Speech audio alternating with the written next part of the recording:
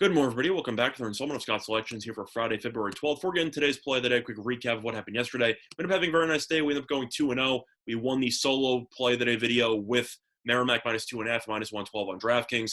That line ended up climbing to around 4.5, like I thought it would, and Merrimack ended up winning by double digits. Really, it wasn't even close. Led pretty much the entire game, coast to coast job, and we ended up picking up a nice easy winner there in college basketball. And then we won the only play that I had on the joint video with the Heat -2 at minus 110 on FanDuel.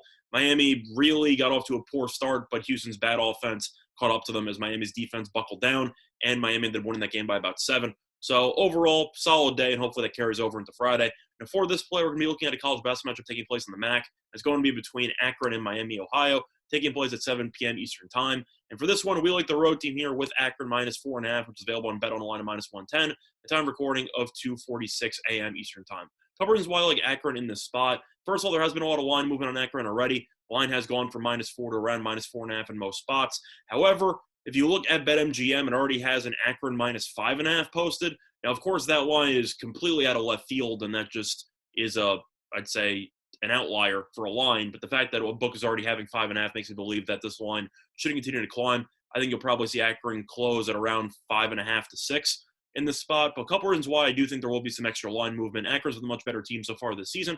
Akron is 11-4, 9-3 in conference play, where Miami, Ohio is 8-7, 5-5 in conference play. And Akron has been playing some really good basketball lately, as Akron has won 7 of its last 8 games, with the only loss coming at Toledo. And at Toledo is not that bad of a loss because Toledo is currently the best team in the MAC, according to conference record and overall record. Now, I know Toledo burned us over the past weekend, but either way, the point I'm trying to make is that Akron has done a very good job of beating the teams that it's supposed to beat, or losing to Toledo is kind of excusable if you compare the rest of the conference to the best team, in my opinion, in the conference. But Akron is the second best team in the MAC. You want to go through the recent results for Akron. Beating Kent State on the road by 11 is impressive, as Kent State is 8-4 in conference play, third best conference record in the league, and 11-5 in just the overall season. So Akron beating them in the last game by 11 on the road is a pretty telling sign to me that Akron is pretty comfortable on the highway, and I think will be able to take advantage of Miami, Ohio, who has been struggling, to say the least, over the last week or so, as Miami has lost 3 of its last 4, losing at home to Toledo by 9, ended up beating Western Michigan, who is 3-7 in conference play and 4-11 overall. So that win doesn't really mean much to me. Lost at Kent State by 9, and then it lost to Buffalo on the road by 24.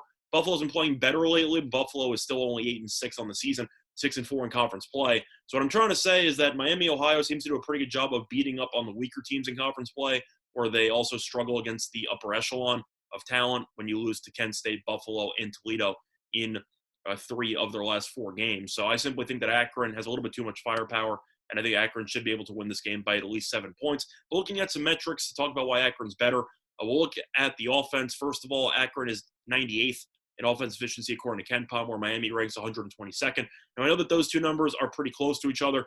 However, the following metrics are not.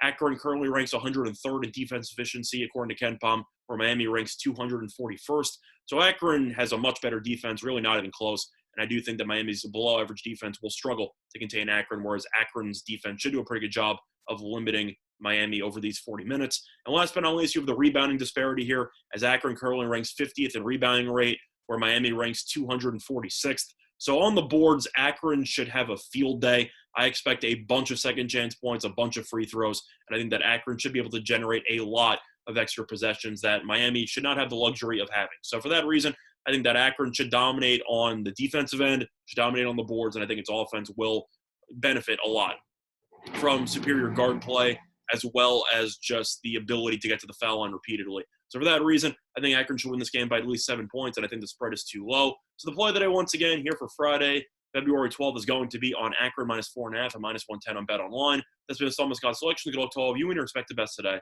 Bye, everyone.